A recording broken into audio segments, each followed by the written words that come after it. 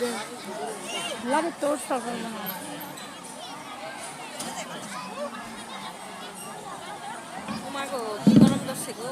না রে আমি জুতা নয়ে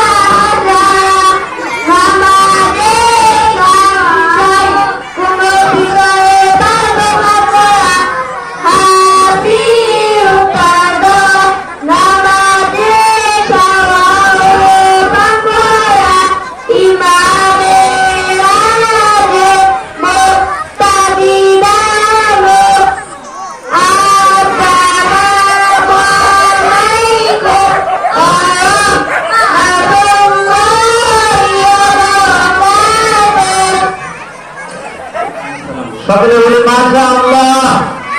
দেখেন আমাদের প্রথম শ্রেণীর ছাত্ররা আপনাদেরকে নামাজ ভঙ্গের কারণ শোনালেন। তো আমরা আমাদের বয়স অনেক হয়ে গেছে, কারো 20, কারো 25, 30, 40, 50 হয়ে গেছে, অথচ আমরা নামাজ ভঙ্গের কারণ সম্পর্কে আমরা জানি না। নামাজ পড়তেছি, আসলে আমার নামাজ হইতেছে কিনা এইদিকে আমার খেয়ালই নেই। নামাজ ভঙ্গের প্রথম কারণ হলো 1 নাম্বার, 19টা কারণের মধ্যে সর্বপ্রথম কারণ হলো নামাজে অশুদ্ধ পড়া। মানে কোরআন শরীফ অশুদ্ধ তেলাওয়াত করলে নামাজ ভেঙে যায়। আমাদের নুরানি মাদ্রাসাগুলা, হাফিজি মাদ্রাসাগুলাতে আমরা কোরআন শরীফ সহিহ শুদ্ধভাবে শিক্ষা দেওয়ার চেষ্টা করি। আল্লাহ রাব্বুল আলামিন সকলকে সহিহ শুদ্ধভাবে কোরআন শেখার এবং আমল করার তৌফিক দান করেন। বলেন আমিন।